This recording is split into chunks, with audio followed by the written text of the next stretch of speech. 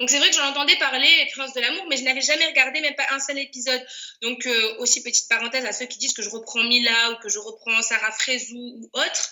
Absolument pas, parce que je ne les connaissais pas en fait avant. Certes, maintenant je les connais, je n'ai absolument rien contre elles, ce sont de très jolies femmes, mais je pense qu'il faut savoir différencier en fait quand une personne dit une citation, ça ne veut pas dire qu'elle est forcément à elle. C'est vrai que je reprends pas mal de citations que Mila aurait dit. Tu as repris comme citation de Mila.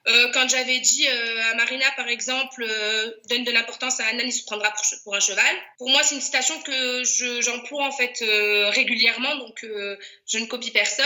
Et sinon, j'avais dit, il ne convient pas à une lionne à répondre aux aboiements des chiennes. Exact. Donc voilà. Oui, mais me dis pas que tu connaissais ni Mila ni Sarah Frézou. Même si t'avais pas regardé Les Princes de l'amour, tu les as peut-être vus dans Les Anges ou dans Les Ch'tis contre les Marseillais. Tu les as peut-être vus quelque part en zappant. Donc c'est vrai que Mila, moi je l'ai connue. Enfin, j'en entendais beaucoup parler que c'était la Kim Kardashian française, etc. De par mes copines, etc.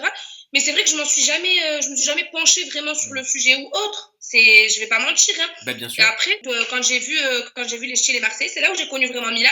Et je ne vais pas mentir, c'est vrai, je suis allée voir certains épisodes des Princes de l'amour 3, justement, pour connaître Mila et Sarah Frézou, pourquoi on me comparait à elle. Je suis curieuse, je suis une femme après tout.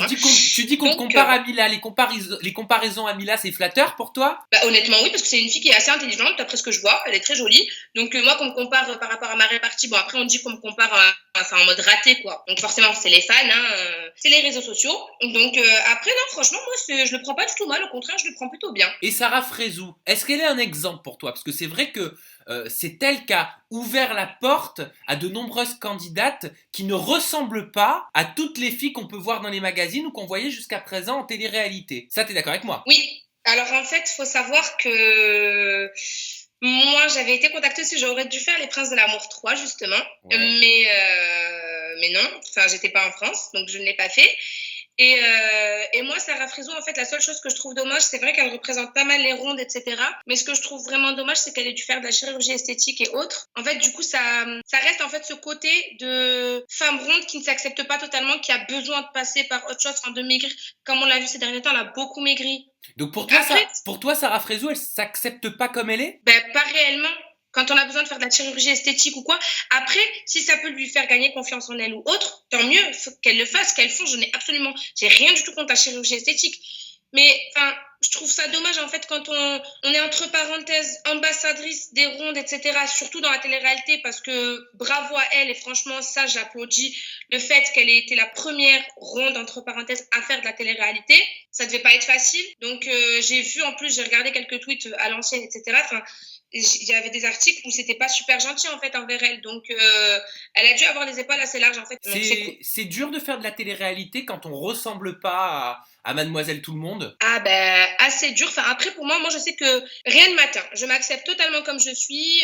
Comme je dis moi quand on m'insulte, quand on me dit la grosse ou autre, enfin genre je suis là, je réponds ouais je suis grosse, je le sais, j'ai un miroir tous les matins. C'est comme si demain on dit à un blond ouais t'es blond, ou alors à un noir ouais t'es noir, un chinois t'es chinois. On a des miroirs chez nous non? On le voit moi personnellement je le vois dans ma taille de vêtements et autres quoi. Enfin, faut arrêter 2 minutes. Je sais, je suis grosse. Il y en a qui vont dire elle est ronde, elle est pulpeuse, elle est enveloppée. Non, je suis grosse et je l'assume. Ça t'énerve tous ces mots, tous ces subterfuges qui sont peut-être utilisés pour paraphraser le mot que tu viens de dire, grosse? Ouais, moi ça me fait juste rire parce que c'est comme je prends souvent cet exemple-là d'une personne qui va être de couleur noire. On va lui dire ah t'es caramel, t'es chocolat au lait. Non, c'est une personne qui est noire. Moi ça me fait rire en fait. Arrêtez de vouloir embellir parce qu'on arrive toujours au même point.